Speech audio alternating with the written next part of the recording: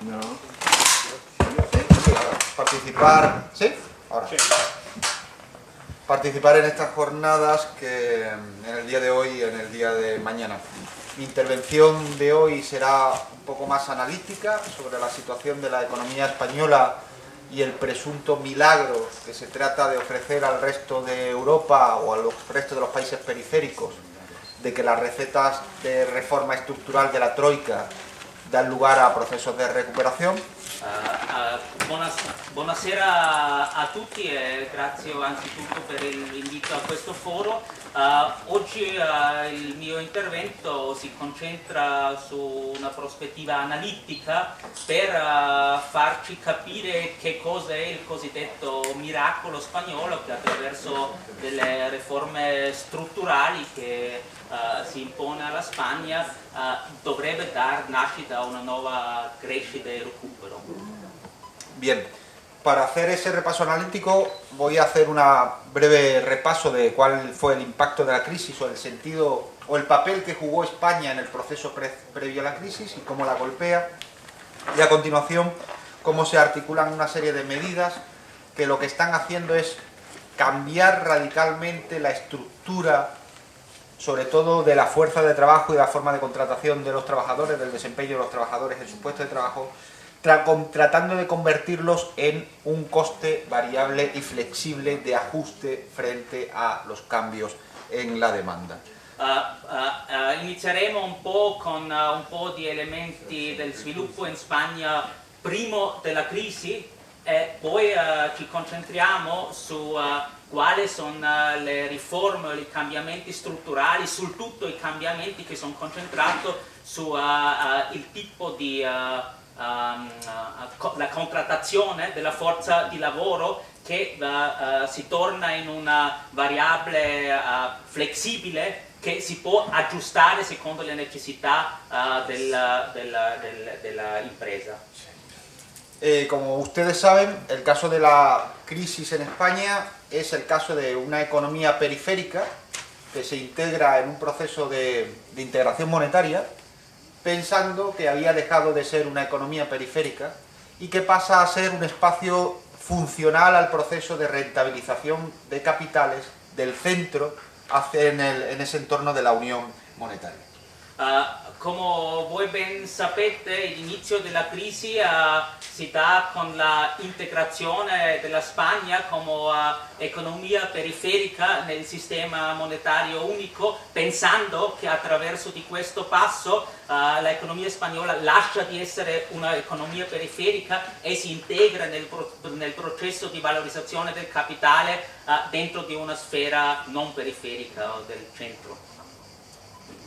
Sí, no, perfecto, perfecto.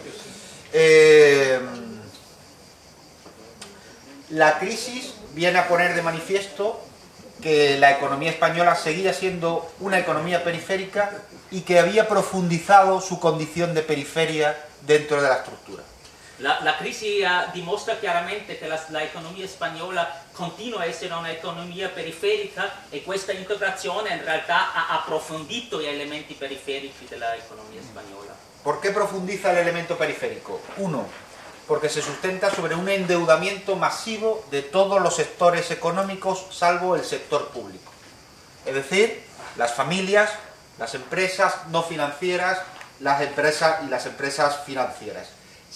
Y el Estado aprovecha la recuperación económica para desendeudarse, es decir, se desapalanca, se desendeuda con respecto a la situazione.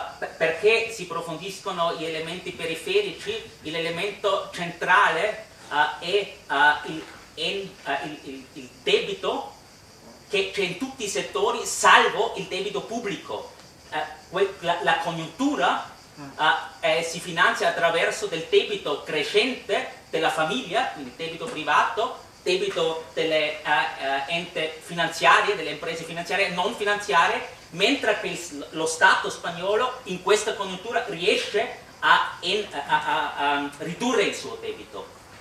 Ese endeudamiento se canaliza esencialmente a reforzar el papel periférico de España en la división internacional del trabajo que se genera al interior de la Unión Monetaria Europea.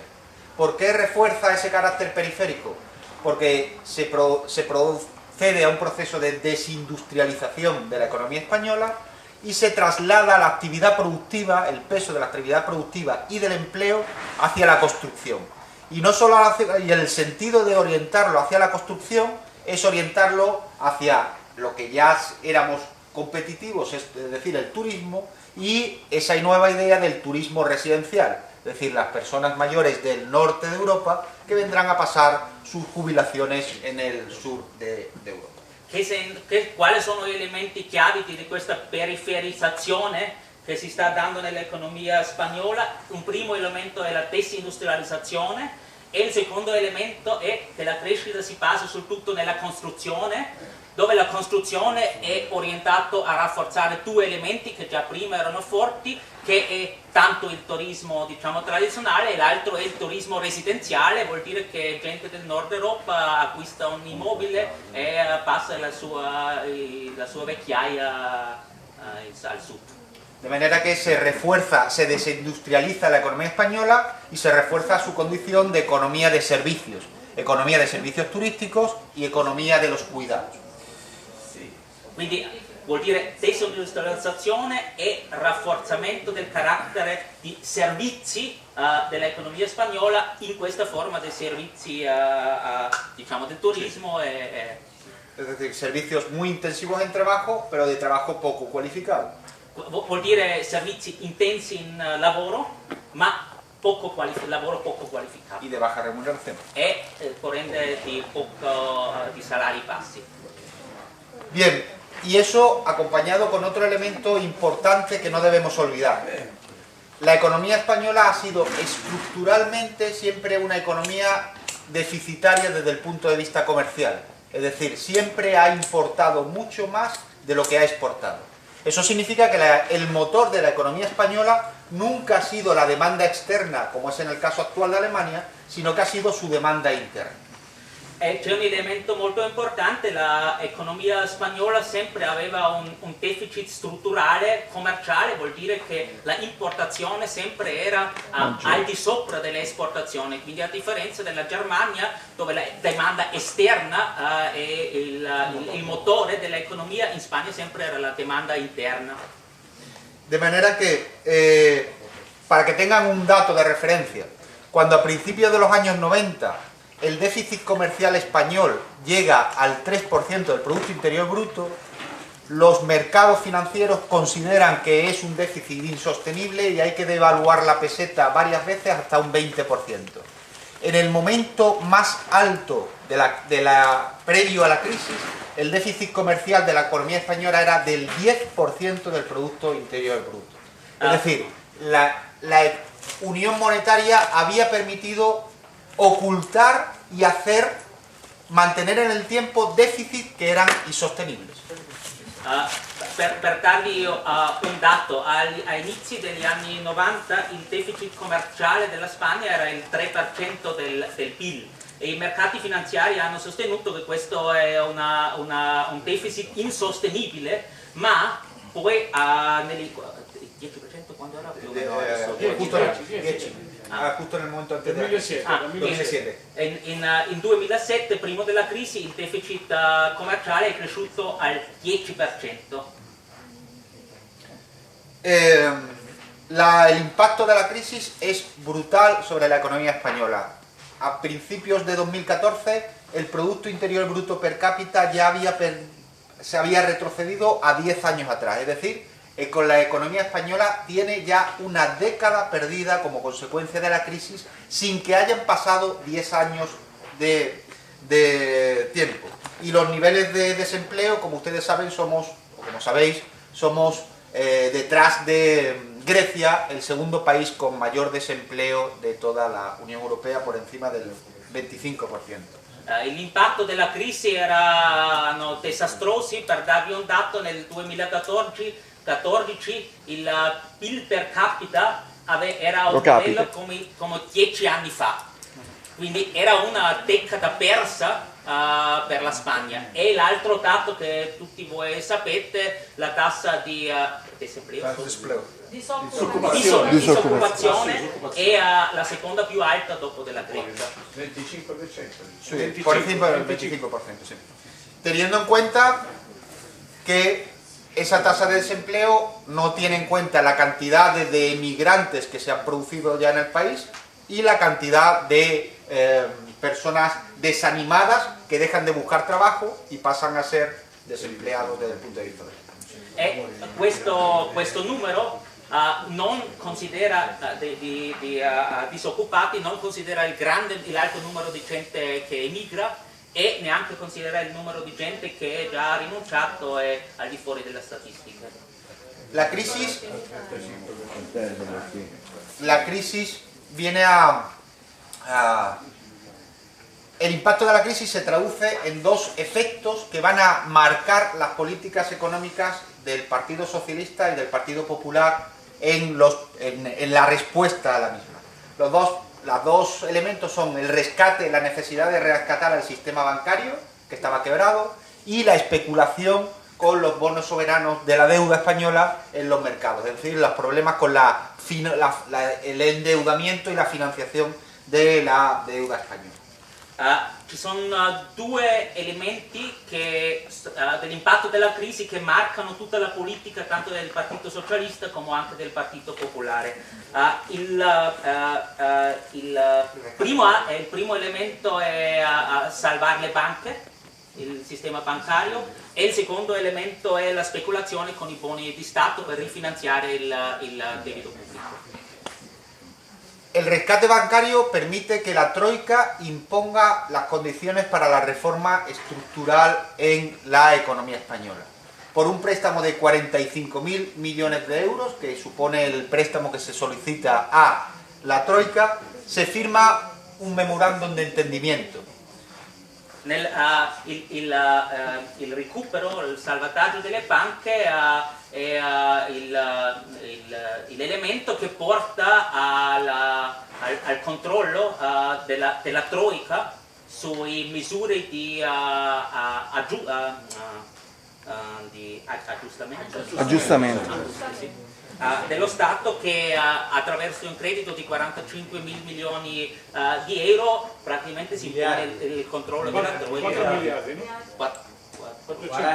45 miliardi. 45 miliardi. Sí. El rescate se firma el 23 de julio de 2012 y a partir de ese momento, en la interpretación del rescate, o sea, del memorándum de entendimiento, dice: existe una estrecha relación entre los desequilibrios macroeconómicos, las finanzas públicas y la solidez del sistema financiero. La situación de la economía española ni presentaba antes de la crisis desequilibrios económicos, macroeconómicos, ni las finanzas públicas tenían ningún tipo de problema. Estaban completamente saneadas. Apenas teníamos déficit público y la deuda pública estaba por debajo de lo que marca el Pacto de Estabilidad y Crecimiento del 60%. E quando si è iniziato il riscatto delle banche si è firmato un memorandum di intendimento, e in questo memorandum hanno detto che c'è un lasso stretto fra i disequilibri macroeconomici, il debito pubblico e la crisi finanziaria. Ma come abbiamo notato prima della crisi non c'era debito pubblico e non c'erano questi squilibri macroeconomici. Sin embargo, el memorándum obliga a reducir la situación, obliga a ceñirse al programa de déficit excesivo que marca la Unión Europea, la Comisión Europea, y obliga a hacer reformas estructurales sobre la economía española. Esas reformas estructurales se van a centrar en dos cuestiones fundamentales, que ahora explicamos: una devaluación interna y el disciplinamiento fiscal. Oltre questo, il memorandum obbliga a misure, oltre di questo, perché loro mettono questo lasso fra questo legame. Quindi le riforme strutturali obbligano lo Stato spagnolo a due riforme strutturali importanti. Il primo è la devaluazione interna e il secondo è Ah, devalutazione. Devaluazione interna, svalutazione. Ah, valutazione. Svalutazione interna, esatto, svalutazione interna, e l'altro è il stretto controllo delle spese pubbliche. Svalutazione di cosa? Interna. De los salarios. Dei salari. ¿Sí? Bien, la devaluación interna busca reducir los salarios y reducir los precios para convertir una economía dirigida por la demanda interna en una economía dirigida por la demanda externa. Es decir, la troika y los partidarios de la austeridad quieren radicalmente cambiar la estructura productiva que no ha podido cambiarse durante décadas de crecimiento, de desarrollo económico en España. El objetivo es que las exportaciones sean el motor del crecimiento de la economía española. Quindi la svalutazione interna vuol dire ridurre salari e prezzi con l'obiettivo di una trasformazione strutturale dell'economia spagnola verso un'economia di esportazione. Quindi quello che era il carattere per decenni dell'economia spagnola, che era soprattutto la domanda interna, si vuole cambiare strutturalmente a un'economia dove la domanda esterna, l'esportazione è il motore. Para eso el elemento fundamental es una reforma laboral que permita reducir la capacidad de negociación de los trabajadores y aumente la flexibilidad de la mano de obra.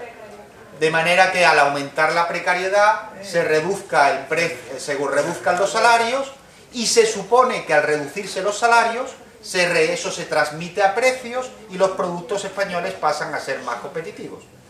Quindi la logica o la misura principale è una riforma del mercato di lavoro con una ulteriore precarizzazione che porta a più flessibilità della mano di opera più, di basso costo, e così i prezzi dei prodotti spagnoli sono più bassi, e così si riesce a rinforzare l'esportazione e la competitività al mercato esterno. Como vamos a ver, el objetivo de la reducción de los salarios y de la precarización y la flexibilización se ha conseguido, pero eso se ha traducido en que, no se ha traducido en una reducción del precio de las exportaciones, sino en una transferencia de renta desde los trabajadores hacia las empresas, y por el otro lado, con un agravamiento de la desigualdad, y por el otro lado, las exportaciones tampoco han aumentado en España. Es decir, la apuesta por las exportaciones no se materializza. Le conseguenze, quello che si è fatto era la flessibilizzazione della mano di opera e la precarizzazione, ma quello non si è tradotto a prezzi più bassi per dei prodotti di esportazione, ma soprattutto si è tradotto in un trasferimento del reddito, della ricchezza alle mani delle imprese, e un dato di fatto è che le esportazioni non sono cresciute fundamentalmente. Bien, para darles datos. Los salarios en España han caído desde el año 2010 más del 15%. Es decir, se debería haber traducido en una reducción, aunque solo hubiera cambiado eso, se debería haber traducido en una reducción del 15% en el precio de los productos. Esa deflación de precios no se ha producido. La caída de los costes laborales en España ha sido un 20% más alta que en todo el resto de la eurozona. Y los datos son de Eurostat, no son de... El salario, para ponerlo en términos relativos, mientras que el salario hora al año en Francia es de 36,35 euros, en Alemania es de 39, casi 35, 34,90, en Italia es de 26,63, en España el salario hora es de 22,53. Y sigue reduciéndose. Quindi per darvi alcuni dati delle conseguenze, dal 2010 il salario promedio si è ridotto del 15%, che teoricamente si dovrebbe tradurre in 15%, i prezzi dei prodotti 15% più bassi, che non si è fatto. Un altro dato che il costo di lavoro è 20% mayor. La caída. Sì, la caduta del costo di lavoro è di 20%, e questo è il salario per ora, no? Per ora, sì. E poi un dato sul livello del salario per ora, che nell'anno 2012 Sí.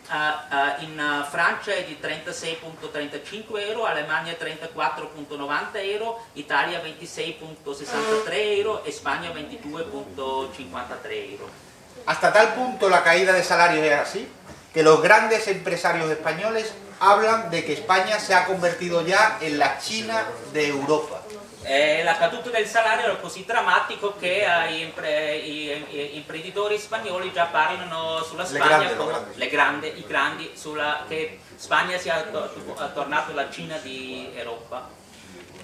Mientras que los costes laborales en Europa crecían de media en el año 2011 y en 2012, no voy a dar el dato, o sea, están acá, en España seguían cayendo. Es decir, la apuesta por la reducción de los salarios en España para tratar de impulsar las exportaciones ha sido muy intensa en estos años. Nel promedio europeo i costi di lavoro nel 2010 e 2011 sono cresciuti leggermente, mentre in Spagna continuavano a cadere in più. Quindi questo solamente dimostra che la caduta del livello salariale era così drammatico. Eso se ha traducido en dos elementos graves. Uno, en el año 2013 fue el primer año que la masa salarial, en la distribución de la renta, la masa salarial llegó a ser inferior a las rentas de los empresarios. Desde que tenemos estadísticas en España, nunca había ocurrido que la masa salarial, es decir, los salarios por el número de trabajadores, hubiera sido inferior a la renta de los empresarios. Se está produciendo por la vía de la reducción de los salarios una transferencia masiva de renta desde la clase trabajadora hacia el capital. Nel 2013 le statistiche hanno dimostrato che prima volta nella storia di Spagna il reddito dei salariati era inferiore al reddito dei impresari, quindi la massa totale della ricchezza del paese che è nella parte dei salariati è inferiore alla massa di ricchezza dei imprenditori, quindi questo dimostra un massivo trasferimento di ricchezza, ridistribuzione della ricchezza dai salariati al capitale. Y esa desigualdad no es solo entre capital y trabajo, sino también es entre la ciudadanía. Somos, después de Grecia, el país de la OCDE, donde se incluyen países bastante desiguales, que tienen los mayores niveles de desigualdad de ingresos de toda la OCDE. Questa ingiustizia sociale non solo si vede in genere fra salariati e lavoro, ma in genere come disuguaglianza fra i cittadini. Secondo i dati della OECD, Spagna è il paese con più disuguaglianza sociale degli ingressi in tutta l'area OECD. Disparità? Bien, Anche peggio della Grecia sta.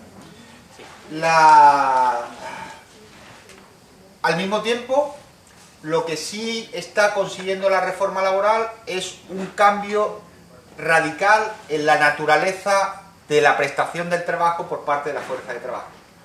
Se está produciendo un incremento de la precarización, de la temporalización en el empleo, del trabajo a tiempo parcial y del subempleo, es decir, de personas que trabajan por debajo de su nivel de desigualdad, de capacidad. Quello che hanno prodotto queste riforme sono cambiamenti essenziali nella forma di lavoro, quindi più precarizzazione, più lavoro a tempo determinato, più lavoro a tempo parziale, più subempleo, Sottoocupación, vale. Es decir, la teoría nos dice que cuando baja el precio de algo, aumenta su demanda. Si el objetivo era que al reducir los salarios aumentara también la ocupación, vemos que no está ocurriendo. Según los datos del desempleo, en estos momentos hay 335.000 desempleados más que cuando el Partido Popular llegó al poder. Se ha frenado en estos años, en estos últimos meses, la destrucción de empleo, pero todavía no se ha iniciado el proceso de creación de empleo y probablemente no se espera. Quindi la teoria dice quando il prezzo di qualcosa, della forza del lavoro, è più bassa, più domanda c'è, ma è un fatto che non sono cresciuti i livelli di occupazione. Fino a pochi mesi fa la perdita di posti di lavoro è andato in aumento, adesso si è fermato, ma ancora non è venuto un periodo di nuovi posti de lavoro que si son creati. De manera que la situación en el mercado de trabajo ahora es de un cambio del trabajo estable y a tiempo, con contratos estables e indefinidos, a un tipo de trabajo precario, flexible, ajustado a las condiciones de la producción y sobre todo dominado por un elemento oculto, que es el del subempleo. Un subempleo que se instala de forma estructural. Más, nos dice la EPA, la encuesta de población activa, más de 2 millones de trabajadores se encuentran en una situación de subempleo. Pero no es una situación temporal. De esos 2 millones de trabajadores, más de 400.000 llevan 6 años en esa situación de subempleo. Quindi si ha prodotto una precarizzazione del mercato di lavoro e il lavoro stabile a tempo indeterminato praticamente si è ridotto drammaticamente. Questo vuol dire che l'idea è di un lavoro che è più flessibile, più si aggiusta alle richieste della produzione stessa. Il problema, l'elemento più drammatico è la sottooccupazione, che non è una sottooccupazione a tempo determinato, ma prolungata, strutturale. La statistica ufficiale dice che 2 milioni di gente, gente economicamente attiva, sono in una situazione di sottoimpiego e 400.000 da più di 6 anni, quindi questa non è una situazione parziale ma permanente. Y eso se acompaña de un ejército estructural de reserva de desempleados que presionan a los salarios a la baja para tratar de ser explotados, aunque sea en condición de subempleo y precaria en los mercados de trabajo. Es decir, el trabajo ha perdido su naturaleza y su condición de relación social y se está convirtiendo en un coste variable para las empresas, que lo ajustan en función de las necesidades de producción y de la demanda.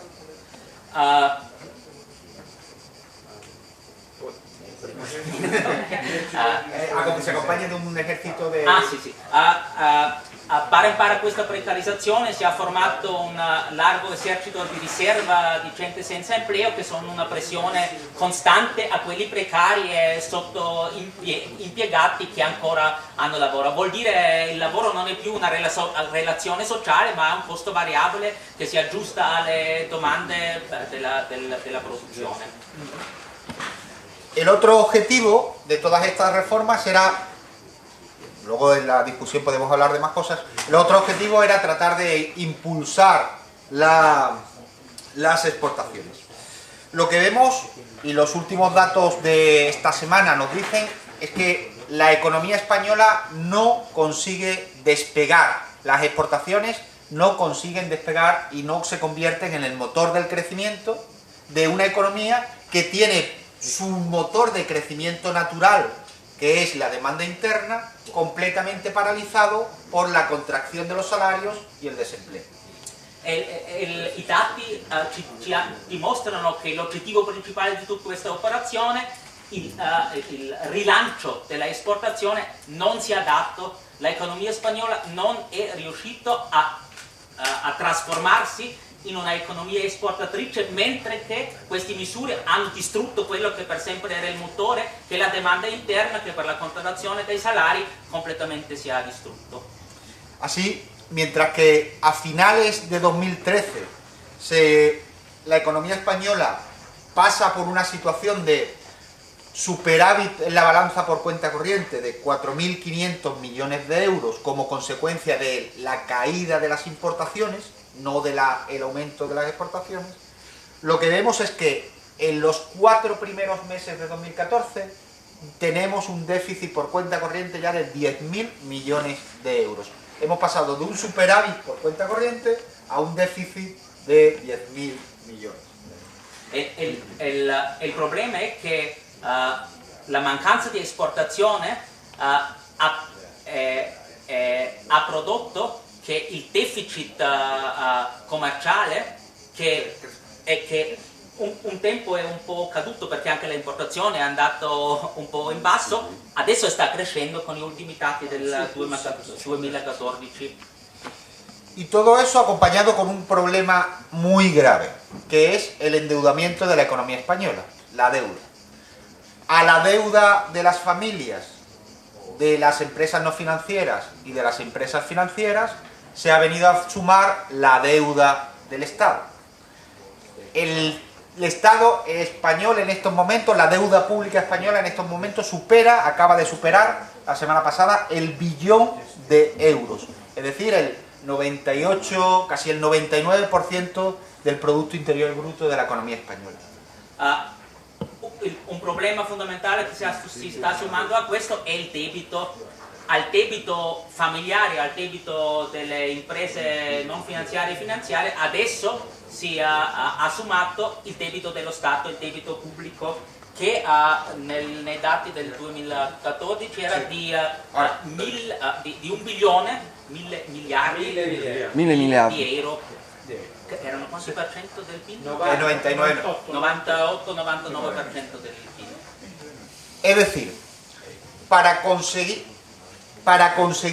que la economía española no se hundiera más durante los trimestres en los que ha tenido recesión, y para conseguir que crezca un poquito en estos trimestres en los que hay crecimiento, la economía española, la economía española a través del sector público ha tenido que seguir endeudándose para poder frenar la caída y estimular un poco el crecimiento. Sigue siendo un crecimiento construido a base de deuda. Quindi è un fatto che per fermare un po' la recessione e la contrazione dell'economia lo Stato spagnolo, il pubblico, si è dovuto indebitare di più, perché questo era l'unico modo di un po' frenare questa contrazione dell'economia, perché l'altro modello che si aspettava con l'esportazione non funziona. Para que tengan una idea, en 2013, para conseguir que la economía española solo cayera el menos 1,3%, hubo que endeudarse públicamente en un 6% del PIB.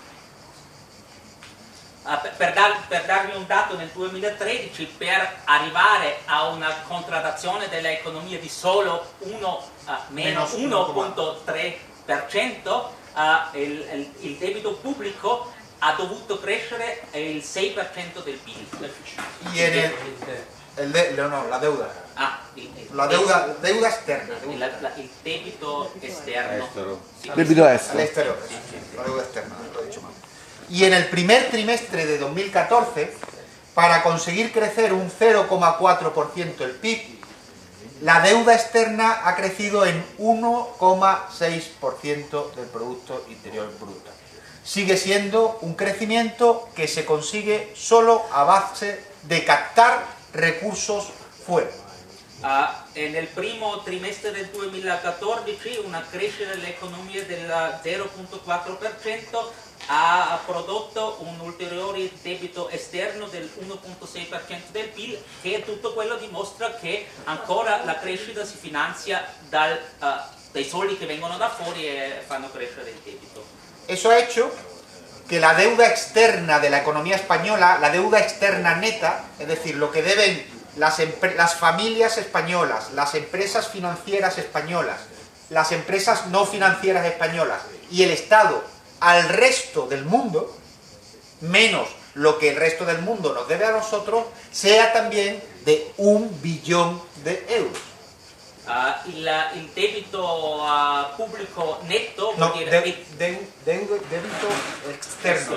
Externo. il debito esterno netto vuol dire il debito delle famiglie, delle imprese finanziarie e non finanziarie, dello Stato, meno quello che è il debito degli esterni ai spagnoli, adesso è arrivato anche a 1 bilione, 1.000 miliardi di euro. De manera que esa es una deuda que la economía española no puede pagar. Tarde o temprano va a haber algún proceso de reestructuración de deuda y la situación de lo que debería ocurrir en ese momento es que en lugar del que el proceso de reestructuración estuviera dirigido por los acreedores, como ha ocurrido en el caso de Grecia, estuviera dirigido por los deudores, como ha ocurrido en otros. Quindi questo è un debito che semplicemente l'economia spagnola non può pagare, quindi prima o poi è necessario un processo di ristrutturazione del debito, come già è successo in Grecia, per esempio. ¿Por qué digo que no se puede pagar? Porque el coste medio de las emisiones de deuda pública de la economía española, a pesar de la caída de los tipos de interés, es del 3,6% para el año 2014. El crecimiento esperado del Producto Interior Bruto de la economía española es del 1,6%. Es decir, España, solo si esos datos se cumplen, es decir, si el PIB no cae más, y si y si no hay una nueva tormenta monetaria o una nueva tormenta financiera que haga elevar el coste del endeudamiento para los países periféricos, España este año, al terminar este año, tendrá que endeudarse en otros 20.000 millones de euros.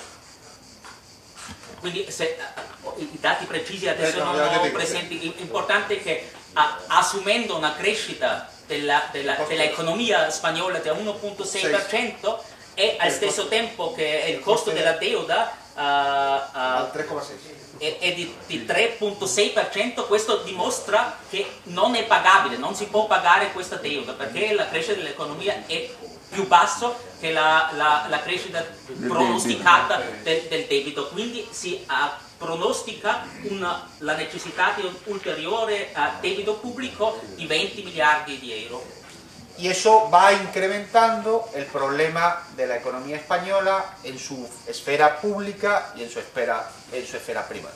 Por eso, la situación de la economía española es una situación de una economía en quiebra que va, de alguna manera, refinanciándose gracias a la caída de los tipos de interés, pero que en el momento en el que los tipos de interés suban, ocurrirá una crisis profunda como la que vivimos en el año 2012. Quindi tutto questo dimostra che l'economia spagnola è un'economia in un processo di distruzione, perché adesso si sta rifinanziando per i bassi interessi che ci sono, ma appena c'è una crescita dei interessi non è più sostenibile.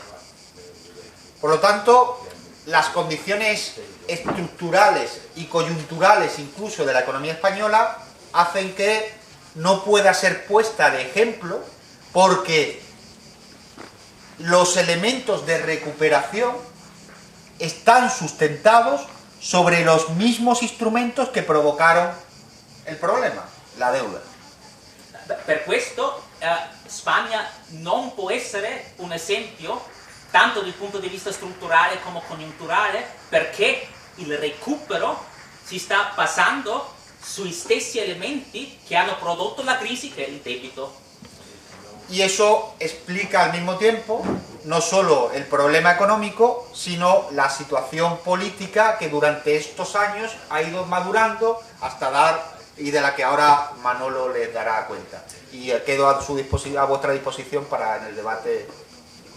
E questo non solo ha prodotto la situazione economica come è, ma anche ha prodotto una serie di conseguenze politiche che adesso Manolo spiega in più dettagli, e poi sono a vostra disposizione per ulteriori domande. Gracias.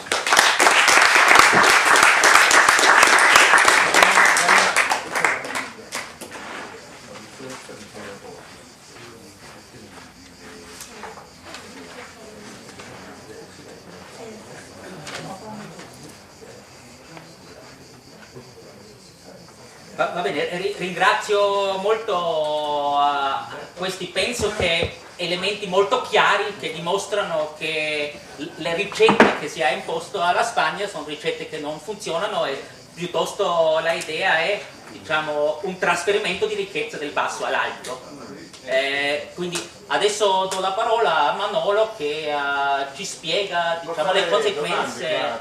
Dopo. Cuando los organizadores me pidieron hablar de España como un estado de excepción. Quando abbiamo chiesto a Manolo a presentare la situazione politica, un po' l'idea era presentare come Spagna in un momento di stato di eccezione. En estos días en Italia he leído un libro molto bello, muy bueno, ¿no? Que era el libro de Luciano Gallino, que se llama chiaramente Il colpo di Stato dei banchieri y de Stati y de gobernanti. Traduzco meglio, ma No, tranquilo. Es un libro muy importante para mí, porque es un libro, como dicen ustedes, molto impegnativo, es un libro chiaro, pero que tiene para mí alguna deficiencia muy importante. Ho letto in questi giorni, quando sono stato in Italia, un libro molto interessante che si chiama Il colpo di Stato delle banche, che è un libro molto interessante ma che ha certi elementi di debolezza. Fundamentalmente porque su análisis de la naturaleza de la crisis, su análisis de la naturaleza de la financiarización económica y su análisis de las consecuencias de estas dos cuestiones me parece importante, compartible, condivisibile, ¿no? I fondamenti analitici economici della crisi e della finanziarizzazione, questo mi sembra che sono elementi importanti e condivisibili.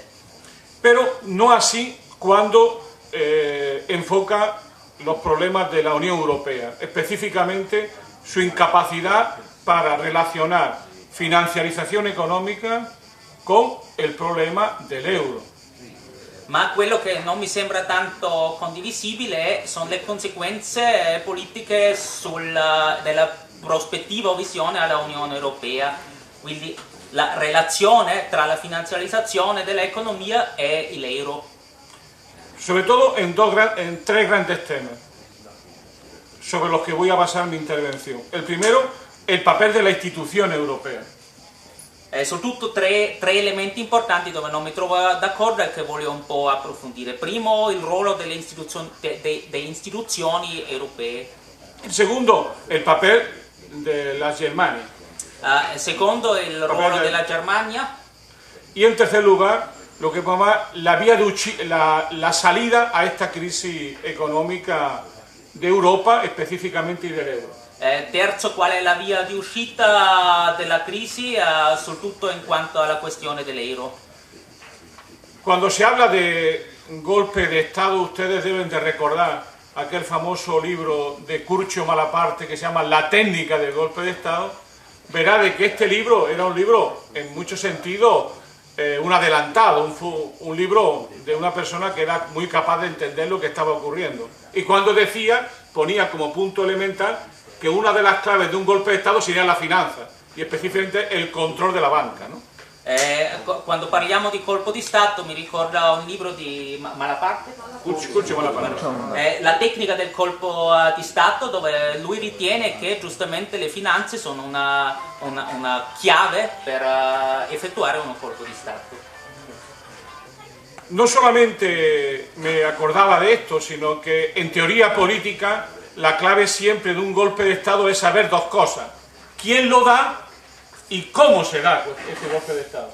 Ci sono due chiavi per un colpo di Stato che in teoria politica bisogna sapere chi lo fa e come. Si fa. Come si fa, sì. Es muy importante. ¿Quién da el golpe de Estado en la Unión Europea? Questa è la gran pregunta. ¿Quién lo da el golpe de Estado? Quindi la prima domanda è chi fa il colpo di Stato nell'Unione Europea. Y el golpe de Estado lo da una trama. Y esta trama es el poder económico, las instituciones europeas y los gobiernos europeos. I tre elementi che danno il colpo di Stato in Europa è il potere economico, le istituzioni europee e i governi europei nazionali. En italiano la parola trama esiste, ¿no? Sì. Una trama. Questa trama es molto importante, es muy importante para mí, porque se entiende con mucha claridad quién es el soberano real. O sea, si el soberano es siempre el que define el estado de excepción, deberíamos de saber quién definió el estado de excepción que luego dio el golpe de Estado. Quindi questo trama è molto importante perché è sempre il sovrano che decide lo stato di eccezione, e quando conosciamo chi decide il colpo di Stato sappiamo chi è il sovrano a livello europeo. Y es claro que el soberano en primera instancia es el poder económico, es quien manda en la economía europea, perdón, en la Unión Europea. Quindi il sovrano principale è il potere economico, è chi manda, chi dà ordini a livello dell'Unione Europea. En segundo lugar, las instituciones europeas. Y en tercer lugar, los gobiernos. Il secondo luogo di carattere di questo sovrano sono le istituzioni europee e il terzo luogo sono i governi europei. Pero es muy importante saber esto porque las instituciones europeas cumplen, como decía un viejo cientista social norteamericano, el papel que más le daba al Estado. Las instituciones europeas son los administradores generales de la burguesía europea. Come ha detto un vecchio sociologo americano, le istituzioni europee giocano il ruolo che giocava lo Stato, che è l'amministrazione degli interessi della borghesia. En su insieme, en su conjunto, ¿no?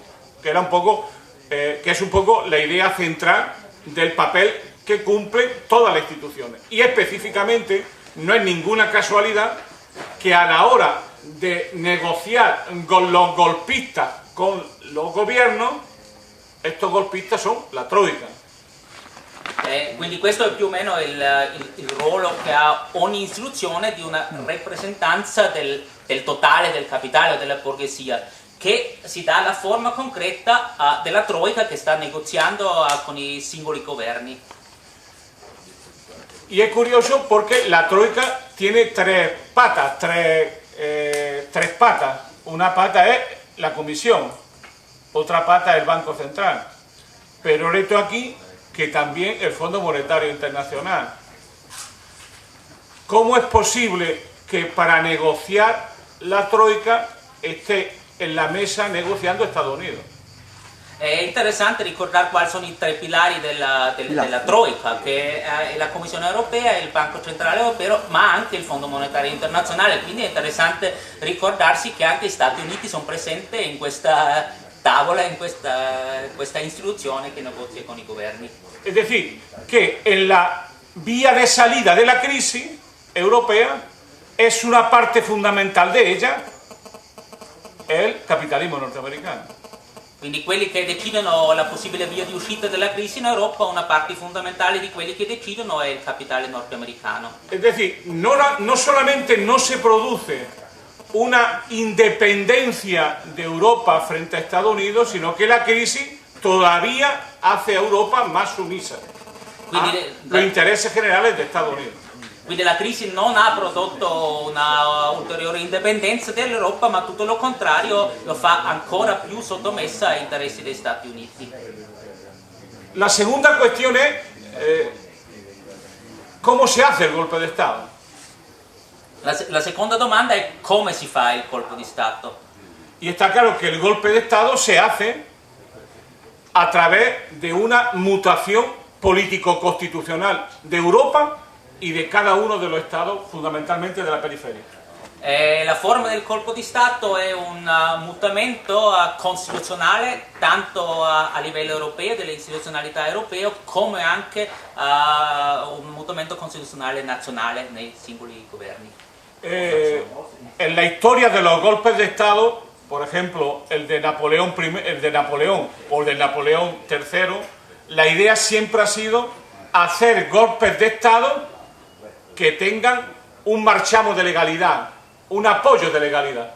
E questo è una cosa che si vede nella storia di colpi di Stato, per esempio di Napoleone o Napoleone III. Sempre i colpi di Stato si hanno dato un elemento di legalità.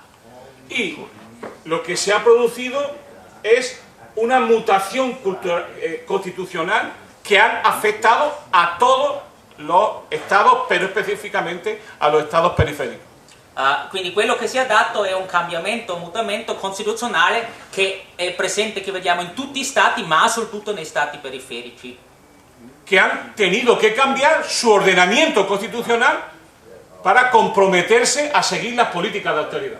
Loro erano obbligati a fare cambiamenti costituzionali con l'obiettivo di dare la sicurezza di continuare con le politiche di austerità. Son los tres tratados, ¿no?, que se han ido firmando en estos años. El Tratado Primero de Lisboa, el Tratado de la Estabilidad y Gobernanza y luego el Tratado que instituye lo que se llama el Mecanismo Único.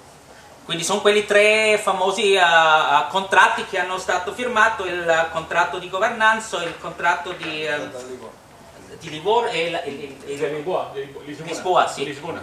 Trattato di Lisbona. Lisbona. Ecco. Con estos tres tratados, los países del sur han visto cómo desde fuera han cambiado su propio ordenamiento político, con lo cual se demuestra dos cosas. Una, que hay una relación básica entre la institución europea y los gobiernos, de hecho en el Consejo Europeo están los dos, y en segundo lugar, cómo la democracia es la gran perdedora de esta crisi economica che stiamo vivendo in Europa. Con questi contratti da fuori è stato cambiato l'ordinamento politico costituzionale interno in un'alleanza tra le istituzioni europee e i singoli governi. Anoche lo decía y hoy lo repito. Hemos pasado de la crisis de la política a una política de crisis. Siamo passati, e questo l'ho detto già ieri, siamo passati da una crisi della politica a una politica della crisi. En todos estos últimos años se ha producido una degradación sistemática de nuestra democracia. In tutti questi anni si è prodotto una degradazione sistematica della democrazia. Y a una creciente homogeneidad de las fuerzas políticas. E una sempre più forte omogeneità tra le diverse forze politiche. Estamos realmente en el concepto de clase política del que hablaba Gaetano Mosca, es decir, una clase política maciza, unida en lo fundamental y diverge solo en lo secundario. Quindi di fatto siamo in una situazione di che parlava Gaetano Mosca, di una classe politica unitaria che nello fondamentale non ha differenze, ma solo in aspetti secondari si sta differenziando. De izquierda y derecha no tiene ningún valor. I concetti di sinistra e destra non hanno più nessun valore, y todos cuando llegan al gobierno hacen la misma política. perché oltre chi è nel governo fanno la stessa politica. El ejemplo último más conocido es el de François Hollande en Francia. L'ultimo esempio più noto e conosciuto è di François Hollande in Francia. De hecho, en Europa lo que está desapareciendo es la socialdemocracia como proyecto político. Quindi quello che sparisce in Europa è la socialdemocrazia come progetto politico. Y con él la crisis, una crisis específica entre la política y lo social. E con questo una politica specifica, una relazione specifica fra lo politico e lo sociale. Lo que decide la política es siempre menos significativo, menos importante. Quello che decide la politica ogni volta importa di meno. Y eso crea una pesada crisis de la política. E questo produce una crisi pesantissima della politica in generale. El problema ahora no es este, es aún peor. Il problema adesso è ancora peggio e più grande. Los gobernantes tienen que conspirar sistemáticamente contra su pueblo. Perché adesso i governanti devono cospirare sistematicamente contro i suoi popoli. Deben hacer políticas que no se podrían hacer si no existiera la Unión Europea. Devono imporre politiche che non potrebbero fare senza l'esistenza dell'Unione Europea. Luego el núcleo duro de la política es la Unión Europea. Quindi il nucleo forte della politica è l'Unione Europea. Que es el poder al que se someten los gobiernos elegidos democráticamente. È il potere al quale si sottomettono i governi che sono eletti democraticamente. Pero es muy importante tomar nota de un aspecto, que es el papel del Estado, de los estados singularmente considerados. È importante in questo contesto rendersi conto del ruolo dei stati, dei singoli stati. Toda esta operación de contrarrevolución de masas que estamos viviendo se está haciendo con y desde el Estado. Tutta questa operazione di controrivoluzione massiva si sta dando con e attraverso dello Stato. La paradoja es esta. Es el Estado el que está destruyendo el Estado. Quindi è una situazione paradossale perché è lo Stato che distrugge lo Stato. Con mayor precisión, el Estado está destruyendo un tipo específico de Estado, que es el Estado social. Quindi per essere più preciso, lo Stato sta distruggendo un modello specifico di Stato che è lo Stato sociale. Para decirlo también más claramente, es la centralidad del Estado, pero para cumplir nuevas funciones que le exige el capital. Vuol dire che abbiamo una nuova centralità dello Stato, ma con un nuovo ruolo, quello che oggi richiede il capitale. Aquí aparece el papel del Estado alemán. E qua c'entra il ruolo dello Stato tedesco. Yo la metáfora que empleo es un Vichy para todo. Vichy para todo. Quello è, la metafora è lo Stato tedesco è un comitato politico per tutti. No. Un Vichy. Vichy El régimen político de Pétain en Francia. Il governo di Vichy. Ok, ho capito, sì. Es un Vichy para todo, ¿no? Esta sería la idea. ¿Por qué empleo la metáfora de Vichy? Porque explica muy bien el papel que está cumpliendo Alemania en esta Europa en crisis. Volevo spiegare questa metafora di Vichy per tutto perché spiega la strategia e il piano della Germania per tutti in questa situazione di crisi.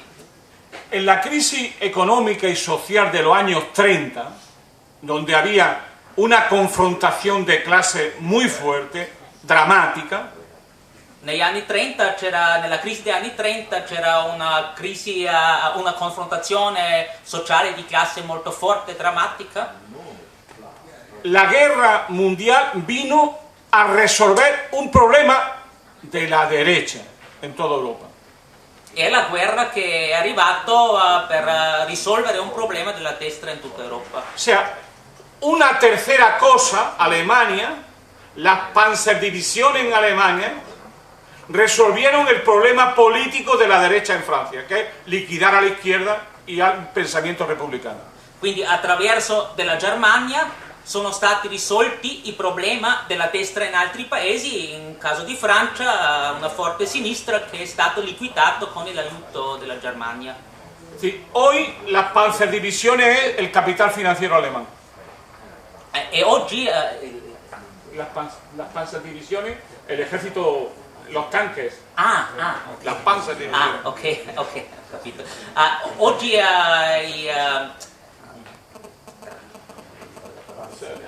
sì, ¿El austriaco? sì, no, non l'ho capito, ma in italiano non lo so. Il Poi, tank, sì, la divisione dei tanchi, Panzerdivision dei tedeschi è il capitale finanziario. El capital financiero, que cumple la misma función, Che ha la stessa funzione dei tanchi. que es liquidar el Estado social y la izquierda en los países del sur. Vuol dire liquidare lo Stato sociale e la sinistra nei paesi del sud. Es justamente lo que explica que la burguesía española, italiana, griega y portuguesa estén de acuerdo con este modelo que sale. E questo spiega che i governi spagnoli, greci, italiani e portoghesi sono d'accordo con questa politica, con questa strategia, perché risolve i problemi di loro. No hay una burguesía europea, existen burguesías nacionales, que no digo que sean nacionalistas, sino existen burguesías nacionales, pero todas están de acuerdo con el modelo que impone Alemania, porque este modelo que impone Alemania liquida al movimiento obrero, liquida a los sindicatos, liquida a las fuerzas de izquierda. Quindi non c'è una borghesia europea, ci sono le borghesie nazionali, non nazionaliste, ma tutti hanno un interesse comune che rappresenta l'interesse di Germania, perché per loro risolve diciamo, la politica in contro del movimento operaio, in contro dei sindacati. El problema es que en la periferia europea la burguesía va a cumplir de nuevo su papel histórico. Burguesía sumisa a los intereses generales de la Europa central. Quindi infatti stiamo andando in una situazione dove le borghesie periferiche hanno il stesso ruolo che avevano sempre, era mettere in pratica gli interessi o le politiche dell'Europa centrale. Una burguesía subordinada de un Estado subordinado. Vuol dire una borghesia sottomessa dei stati sottomessi. Y que a su vez eso condena a la miseria, al paro, a la precariedad a una gran parte de la población. E questo condanna una grande parte della popolazione alla miseria, alla disoccupazione. Lo diré de otra manera. Para que Alemania sea cada vez más Estado, los demás tenemos que ser cada vez menos Estado. Per dirlo di altra forma, per far che Germania ogni volta più Stato, noi tutti altri dobbiamo essere meno Stato.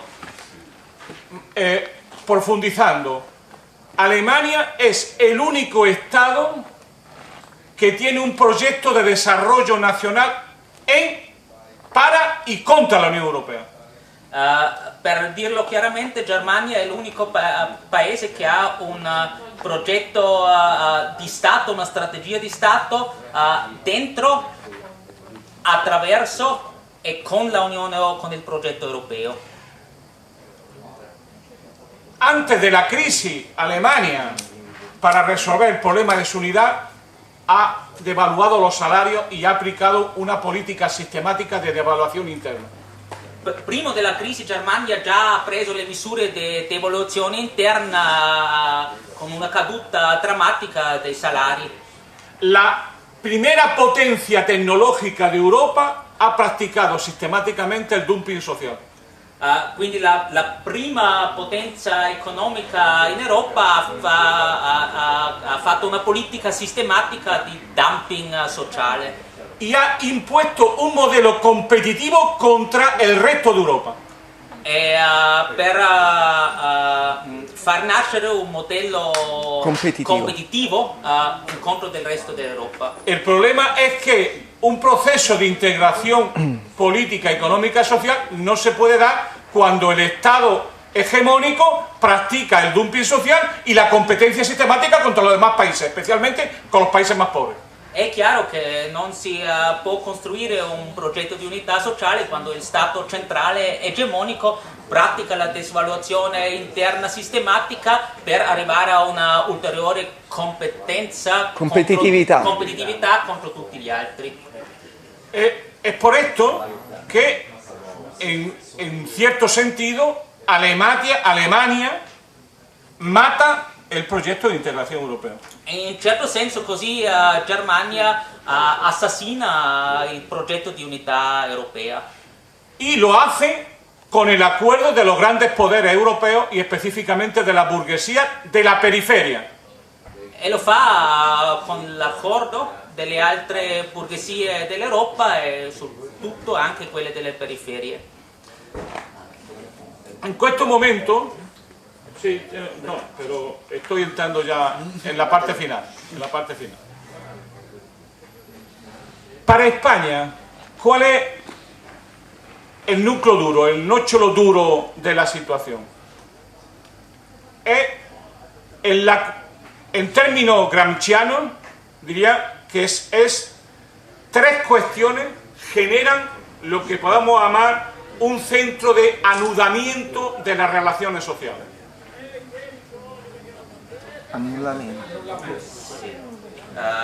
Sono tre elementi, usando termini gramsciani, che sono costitutivi per la Spagna per il annullamento. No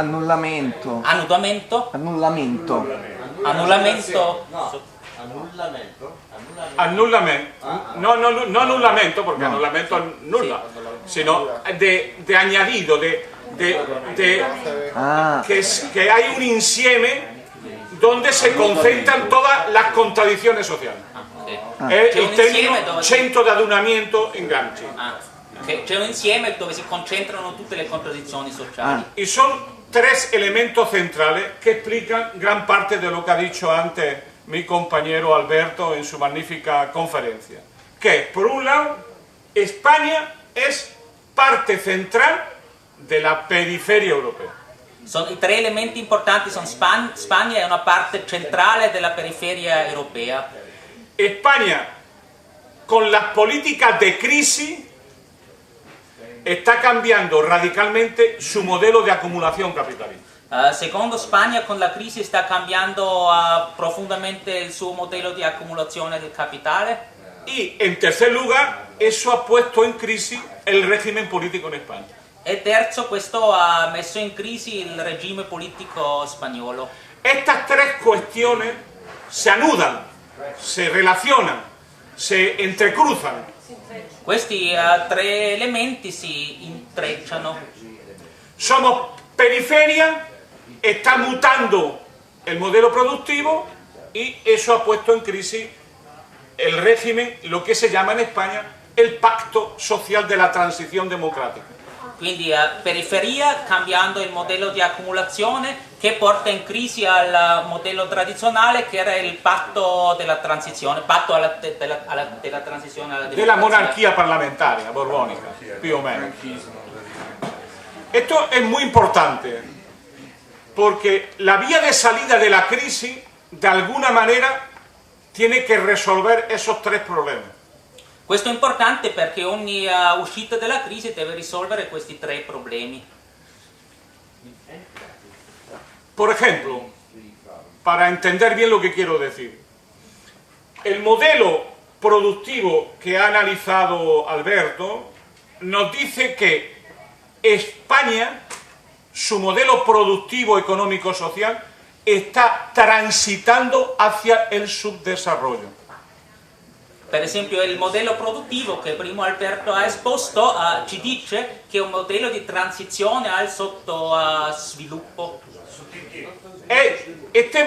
Esta transición al subdesarrollo significa que España ya no va a tener una industria competitiva, que España ya no va a tener derechos sociales, derechos sindicales y derechos laborales, y que España va a tener una democracia limitada y oligárquica. Es decir, no estamos hablando de cosas pequeñas. Para los países del sur, y específicamente para España, esta transición al subdesarrollo económico y social cambia nuestro modo di vivere.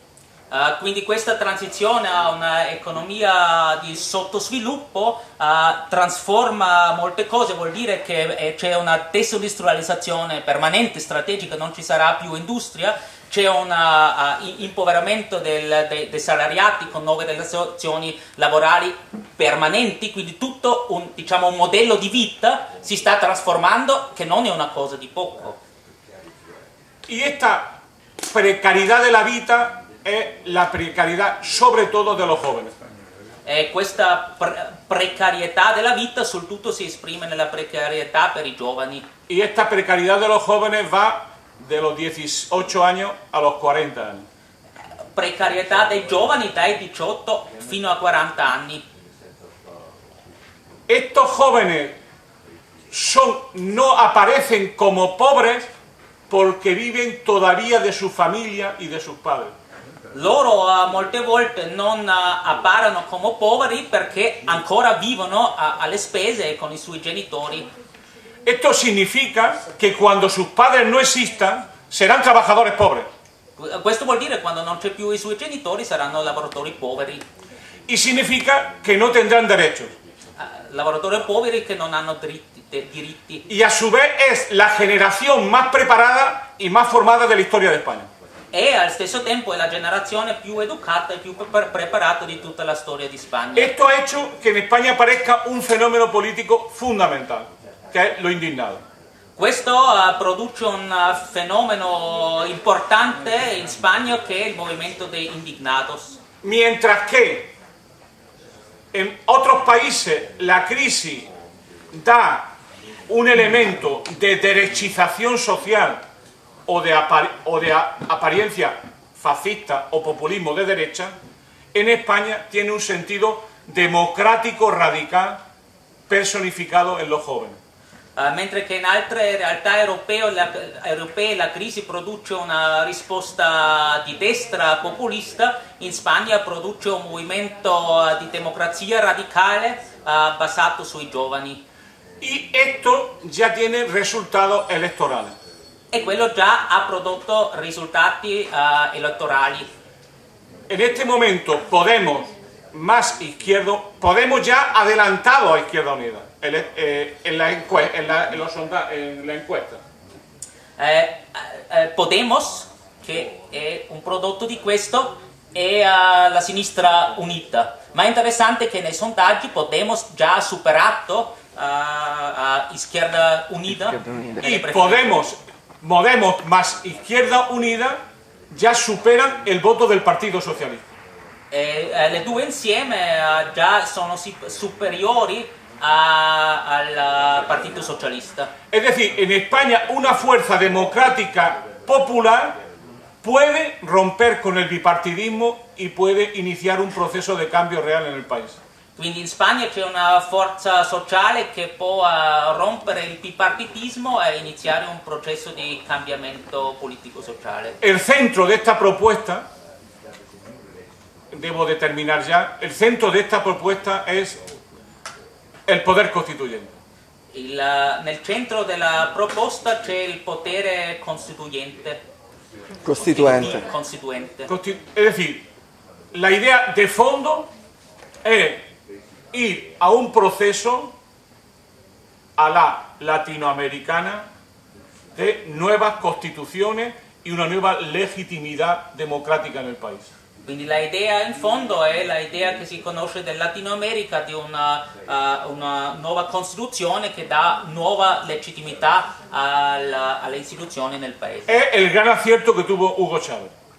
Questo che conosciamo come la grande misura giusta di Hugo Chávez. Que era empezar por la política y no por la economía.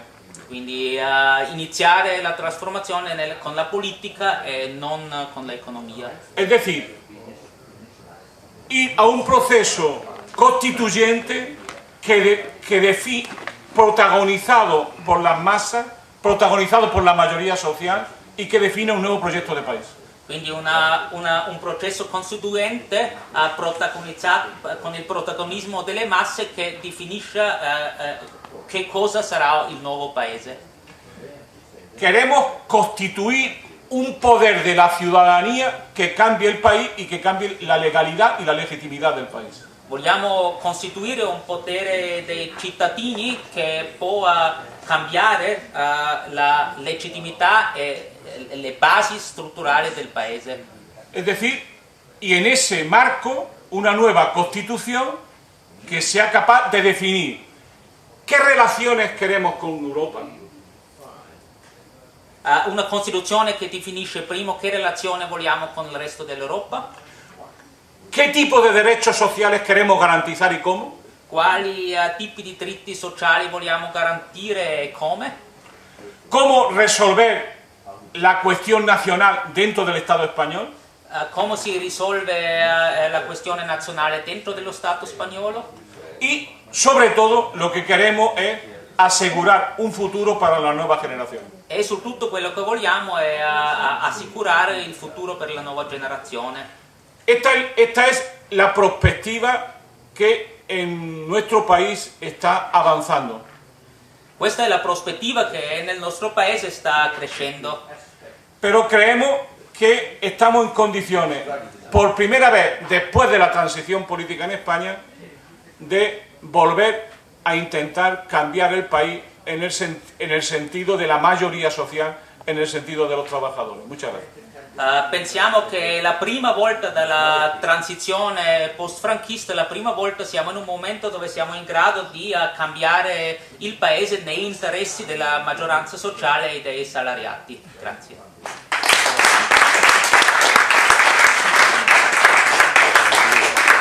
Ringrazio molto ai due relatori queste presentazioni che penso che ci hanno dato un'immagine chiara, dove adesso penso che comunque è importante approfondire alcuni elementi per capire molte dinamiche che in tutta Europa si sta discutendo.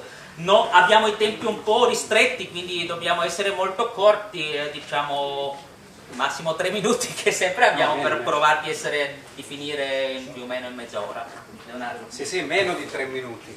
Ma a me ha fatto molto piacere ascoltare i due relatori, Mauro Monereo l'avevo sentito anche ieri, e ha fatto piacere perché sapevamo di avere una grande convergenza come italiani impegnati in questo progetto del coordinamento della sinistra contro l'euro, e anche da questi interventi si capisce come obiettivi, analisi, ragionamenti sulla prospettiva sono veramente simili. Ce ne eravamo accorti la prima volta quando un po' più di un anno fa, se non sbaglio nella primavera del 2013, uscì un documento firmato anche da voi dove si parlava dell'uscita dall'euro ma insieme a tante altre misure. Ecco, e quindi veramente una convergenza importante. Ora io mi limito ad un aspetto, non solo perché è giusto che... E qual è questo aspetto? Mi rivolgo a Montero fondamentalmente perché ha toccato la questione del debito, non solo del debito pubblico ma del debito estero in generale, e ha sostenuto la tesi della insostenibilità. Ora gioco di parole, ha detto che questo debito è insostenibile. Che cosa vuol dire? Vuol dire che bisogna intervenirci, che bisogna ristrutturarlo, e questa è anche la nostra idea rispetto all'Italia.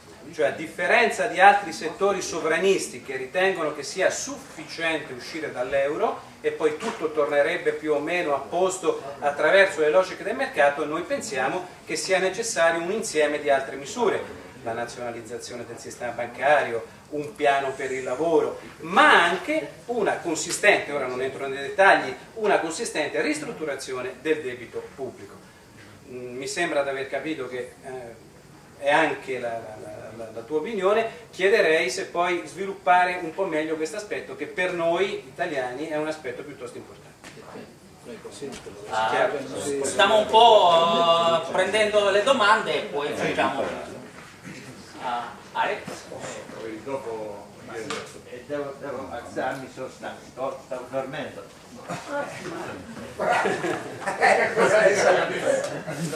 Cerca di dov'è il microfono? Manco il microfono. Se no non sentiamo. Abbiamo visto, è stato menzionato anche la transizione, no? Il ruolo un po' più importante nel settore gastronomico, no? Della gastronomia, dove la gente è spesso molto preparata, dove ci sono molti giovani che hanno avuto una formazione universitaria anche di liceo, eccetera, no? E questo riguarda la Grecia e la Spagna. Allora io ho visto ultimamente un filmato dei Cobas, potevano anche essere altri sindacati di base che lottano assieme ai lavoratori della gastronomia, per esempio nel Veneto, per i loro diritti, no? Contro il lavoro non pagato, il lavoro forzato. La stessa cosa adesso in questi mesi succede in Grecia, no? In Grecia c'è un grande, non troppo grande, ma c'è un movimento, ci sono scioperi, no? Nel settore della gastronomia. Allora per me è molto importante scoprire quali possibilità noi abbiamo in questi settori di gastronomia, altri settori dove ci sono dei scioperi ancora dentro ai confini nazionali, per creare non una grande internazionale di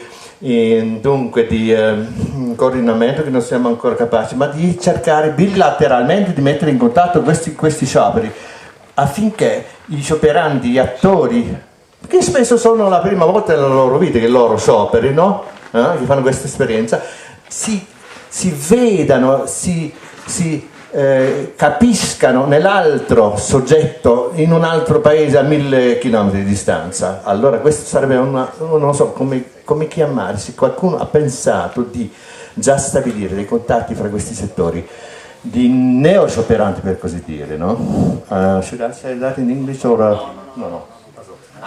È molto importante perché questa è una conseguenza del nostro internazionalismo, magari mettere in contatto o scrivere,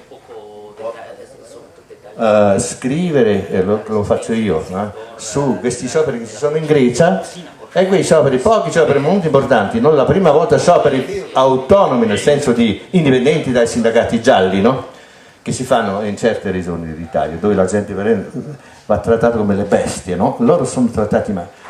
Manolada è una cosa di cui ci ricordiamo tutto, no? Manolada si spariva, avverrà anche in Italia.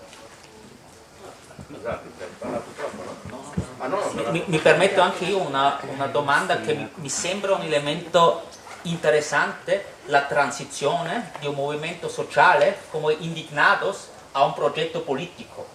È una cosa che è molto raro, no? In molte occasioni si vede protesta sociale, ma che non produce soggetto politico, e questo a me particolarmente mi interesserebbe, che è la genealogia, per esempio, di Podemos, che sembra in una certa forma un prodotto di un movimento sociale molto eterogeneo, a qualcosa che si presenta a elezioni, vuol dire che già ha un consenso programmatico minimo, che non è così facile e frequente che questo sorge da un movimento sociale molto ampio, e sarebbe interessante capire un po' i passi in transizioni che permettono qualcosa che anche io ritengo importante, perché penso che l'elemento elettorale è ormai fondamentale in questa lotta. Non possiamo vedere la prospettiva movimento sociale, guerra civile, rivoluzione. Penso che un elemento elettorale anti-euro è un paso di molta importanza. Para discutir eso, yo creo que debemos de parar aquí un momentito y hablar, ¿no? Que hable Alberto y... Sí, yo... muy breve, ¿dónde está el compañero que pregunta? Sobre la reestructuración del débito, de la deuda. Yo no creo que salir del euro sea simplemente la solución a los problemas, si no va acompañada de una ristrutturazione di deuda. Quindi anche io sono d'accordo con quello che ti ho detto, la soluzione non è solo uscire dall'euro senza pensare alla ristrutturazione del debito. Y tampoco creo que la reestructuración de deuda sea una solución si no va acompañada de un cambio en el modelo productivo. E penso che neanche la ristrutturazione del debito sia la soluzione se non va par in par con un cambiamento del modello produttivo. Y el cambio del modelo productivo en un país periférico sin recursos no se puede hacer cuando tienes toda la competencia desde el exterior. Il cambiamento del modello produttivo in un paese periferico senza risorse non è possibile se tu hai contro di te tutta la competenza estera, competizione. De manera que creo que la única salida de los países periféricos es hacer creíble la amenaza de la salida del euro para poder reestructurar la deuda y cambiar la correlación,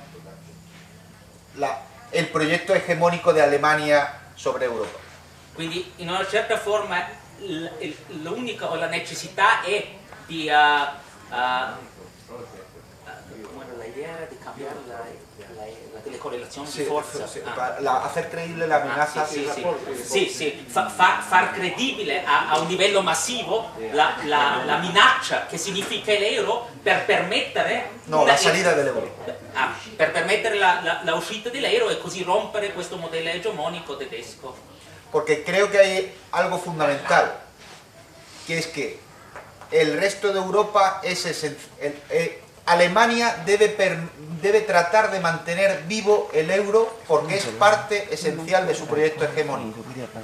Perché quello che è importante, Germania deve mantenere l'euro perché è parte o elemento fondamentale del suo progetto hegemonico. Y por lo tanto estará en disposición de hacer concesiones siempre y cuando la amenaza de ruptura del euro sea lo suficientemente creíble. È solo disposto a fare concessioni quando la minaccia di ruptura dell'euro sia sufficientemente forte. Si no conseguimos hacer esa amenaza creíble, tratando de hacer lo que Mario Draghi dijo en su momento, en los momentos de máxima turbulencia, haciendo todo lo necesario para llevar un programa político de recuperación económica y social popular a cabo, para realizar un programa. Dobbiamo portare la minaccia a tal punto dove più o meno siamo in una situazione di massima crisi come che ha portato a Draghi in quel momento a dire facciamo tutto lo possibile, no? E nel nostro contesto sarà tutto lo possibile per ristrutturare economica e socialmente il paese. Y eso solo se puede hacer, como decía el compañero, por la vía de las elecciones y por la vía de tener una mayoría popular detrás del proyecto político, que no necesariamente debe incluir en su programa la salida del euro, pero sí la recuperación de derechos y de condiciones de vida de la ciudadanía de esos países. E questo vuole un progetto politico che ha una sufficiente forza anche elettorale per far sufficientemente forte la minaccia per permettere queste riforme. Non necessariamente deve avere nel programma la uscita dell'euro, ma chiaramente la ristrutturazione o la recuperazione dei diritti democratici e sociali, come disposto a tutto se non vengono questi diritti, no? E così fare una minaccia. Eso traslada la carga de la responsabilidad a quienes nos agreden frente a nosotros. Quindi così la responsabilità ovvia per i cittadini è dove sono gli aggressori. Quindi tutto il peso di una ristrutturazione ovviamente legato all'aggressore. La pregunta sobre Podemos y su influencia política è una pregunta che lo hacemos nosotros cada mañana. Quindi la domanda sulla la nascita dell'influenza forte di Podemos e come è stato possibile è anche una domanda che noi ci facciamo ogni giorno. Yo soy de Izquierda Unida, no soy de Podemos, aunque soy amigo personal de casi toda la dirección de Podemos. Quindi io sono di Izquierda Unida, ma certo sono amico e conosco e sono favorevole. Sì, ma conosce tutta la dirigenza di Podemos. Porque es una dirección con una característica fundamental, su sofisticadísima formación académica y su juventud. La caratteristica fondamentale della direzione di Podemos è che tutti hanno una sofisticata formazione accademica e tutti sono giovani, queste sono due caratteristiche fondamentali. Seguramente el mayor puede andar en torno a los 40 y tantos años, pero deben de estar todos, el grupo dirigente, entre los 30 y los 44, 43 años. Quindi il più vecchio può essere intorno un po' oltre i 40 anni, ma tutto il gruppo dirigente è più o meno tra 30 e 40 anni. El más conocido y el que representa un liderazgo fortísimo tiene 35-36 años. Il più conosciuto, che ha un ruolo di dirigente importante, ha 35 anni. ¿Qué es lo que hay detrás de Podemos? Lo que hay detrás de Podemos es, por un lado, una ruptura generacional muy fuerte en la política y en la vida pública española. Che c'è dietro di Podemos un primo elemento è una rottura generazionale nella politica spagnola. Esta ruptura generacional es de todos los puntos de vista posibles. No solamente una ruptura en el senso de la vida, como el 68, no, es una ruptura dura, fuerte, con la política y los políticos tradicionales. C'è una rottura generazionale totale, non solo diciamo culturale nel senso della vita come nel 68, ma una rottura totale con i politici e il sistema politico vecchio esistente. He hablado antes de los indignados. Los indignados es un movimiento social muy amplio que buscaba tener una voz política. Prima ho parlato dei Indignados, che è un movimento sociale molto ampio che cercava una voce politica. Izquierda Unida, mi formación, lo digo autocríticamente, intentó ser esa voz. Izquierda Unida, la mia formazione, ha tentato di essere questa voce. Pero no ha sido posible. Fundamentalmente por nuestra incapacidad para autorreformarnos. Soprattutto per la nostra incapacità di autoriforma. Que se vio mucho en las elecciones europeas. Che si è espresso nelle elezioni europee. No solo en las elecciones, sino en las formas de hacer política y en los mecanismos de debate interno en la organización. Non solo soltanto nei contenuti, ma anche nella forma e nella istituzionalità del come fare politica. Nosotros sabíamos que desde al menos junio de 2013 había ya el fermento de una posible formación política a la izquierda de Izquierda Unida. Noi eravamo coscienti che perlomeno da giugno 2013 in poi c'erano i semi, l'inizio di una nuova formazione politica a sinistra di Izquierda Unida. Pero no fuimos capaces de estar a la altura de la circunstancia histórica. Ma noi non eravamo capaci di essere all'altezza della situazione storica. Pero no solo es una cuestión de forma o de contenido, sino de comprender qué está pasando en la cabeza de las personas en un momento tan crucial como este. Ma non era solo un problema di forma e contenuto, ma era un'incapacità di capire che cosa sta cambiando e succedendo nelle teste della gente. Por ejemplo, todas las encuestas se produce, igual que se produce una asimetría muy fuerte entre un centro y una periferia en Europa, también se presenta en la opinión pública una asimetría entre el norte y el sur de Europa.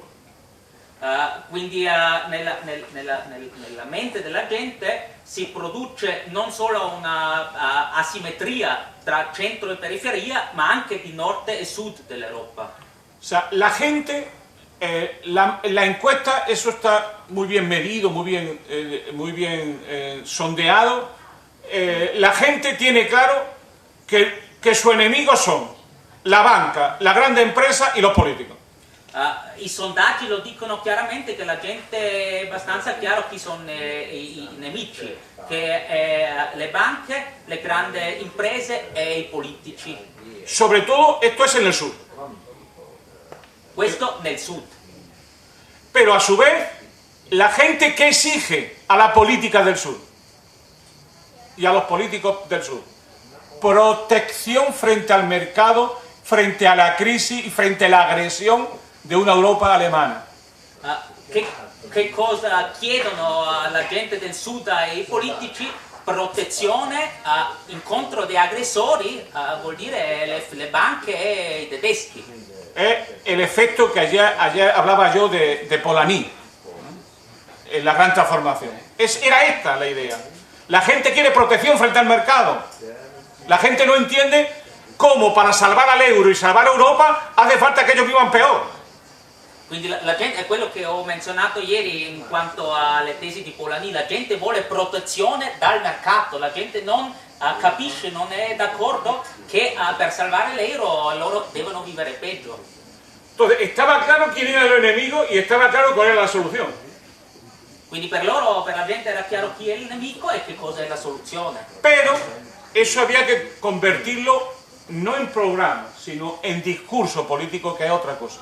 Questo ci voleva tornarlo non tanto in programma ma in discorso politico, che sono due cose diverse. Porque la gente está, diré, hasta las narices del programa, Perché la gente hasta el gorro de propuestas. sì, la gente non vuole più sentire di nuovi programmi perché sono pieni di programmi. Sobre todo porque las fuerzas políticas hacen lo contrario una vez que llegan al gobierno. E soprattutto perché le forze politiche fanno tutto lo contrario del suo programma quando sono nel governo. Luego había un problema claro que era de credibilidad de los políticos y de las políticas. Quindi il problema chiave è che esiste una mancanza chiave di credibilità della politica e dei politici. La inteligencia del equipo dirigente de Podemos es construir un discurso a partir de esta diferenciación radical entre una clase política corrupta, vendida a los bancos, y el pueblo. Quindi la intelligenza del gruppo dirigente di Podemos era far nascere un discorso che differenzia fra i politici corrotti a servizio delle banche e il popolo. Y por esto han importado del italiano una terminología italiana en estos años, el término casta. Loro hanno importato un termine dell'Italia che è il termine della casta. Y en España, en este momento, ellos representan a los políticos frente a la casta, pero a su vez son nuevos políticos, a su vez son nuevas caras, son jóvenes. E loro in Spagna rappresentano, il popolo in fronte alla casta, ma allo stesso tempo loro sono nuovi politici, sono giovani, una nuova generazione politica. Por ejemplo, el cabeza de lista de Izquierda Unida en la europea era un señor que lleva 35 años de cargo público.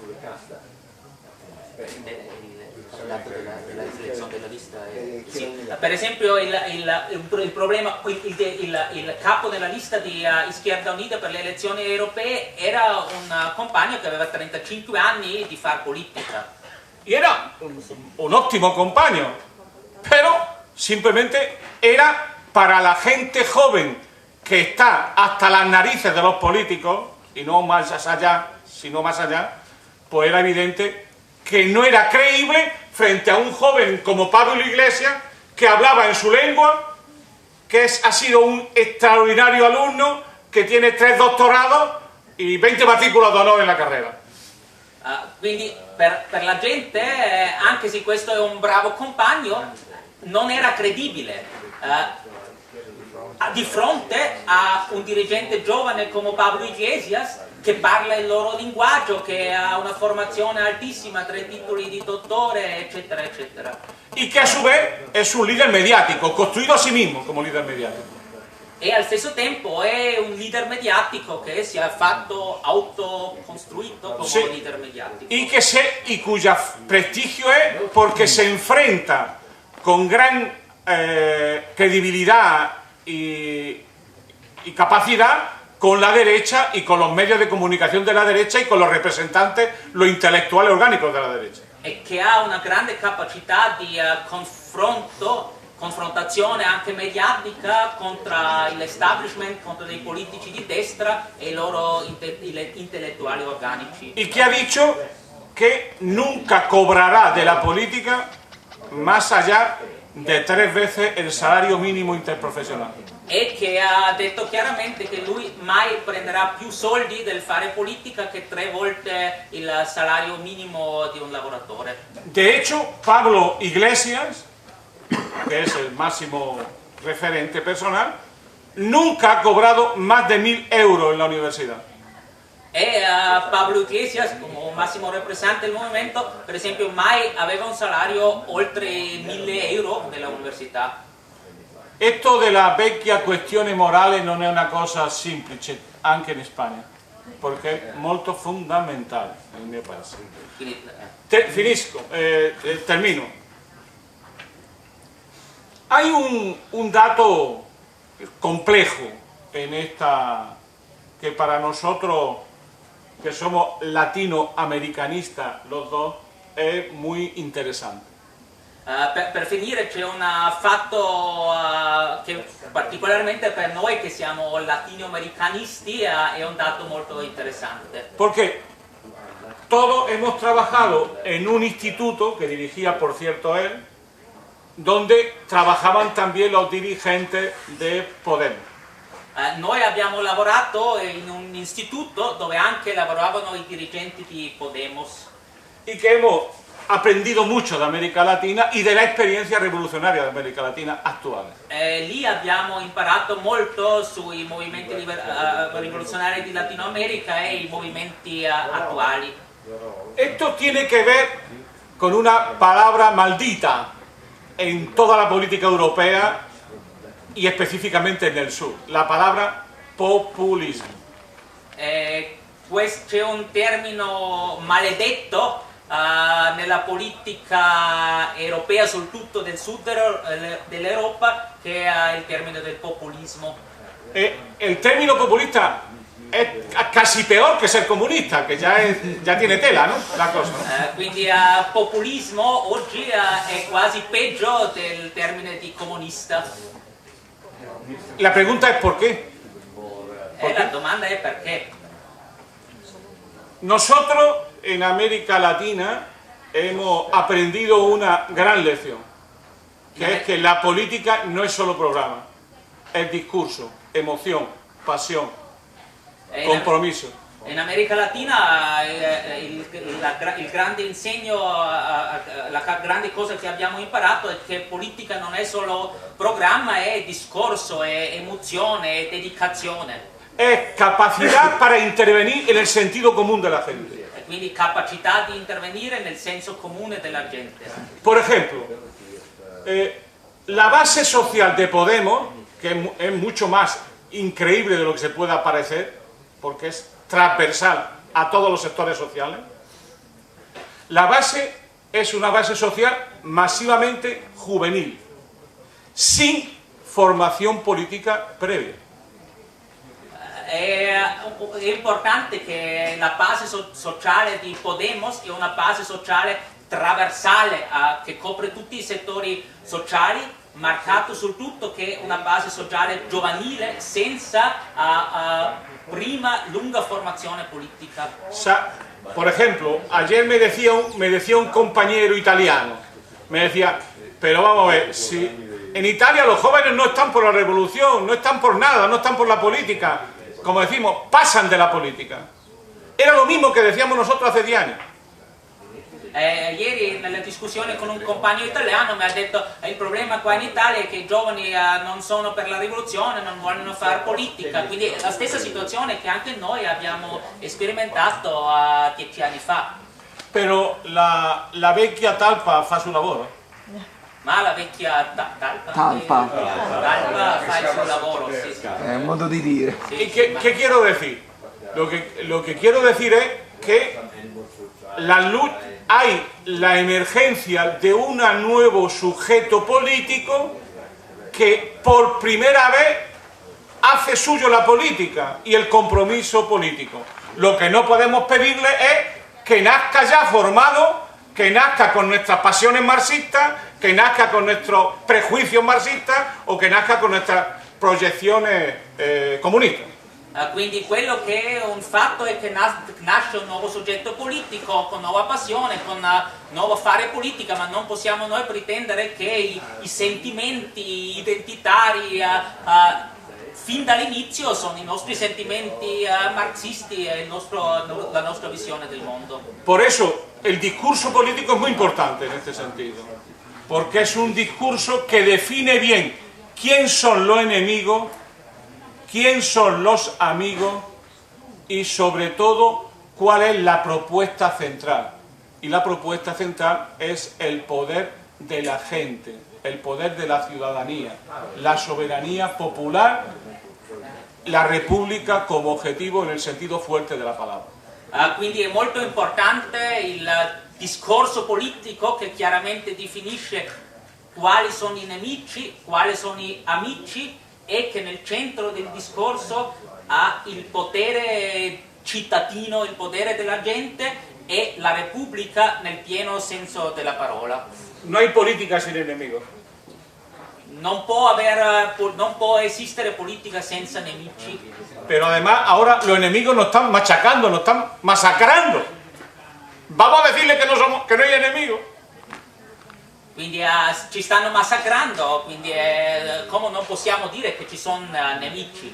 Y además lo están haciendo de un modo salvaje, brutal. Y además sabemos todos quién son, tienen cara, tienen nombre. Il massacro è brutale, tutti sappiamo chi sono, che hanno nome. Por eso, cuando nosotros hablamos así, ¿cuál es la palabra que nos dicen nuestros queridos periodistas y nuestros medios de comunicación? Sois populistas. Quando noi parliamo così, che cosa ci dicono i mezzi di comunicazione dell'establishment? Che siete populisti. Nosotros decimos, somos más modestos. Nosotros somos gramscianos que estamos por una estrategia nacional popular. Noi diciamo che siamo più modesti, siamo soltanto gramsciani che sono per una strategia di sovrania popolare. Nazional popolare. È tutto.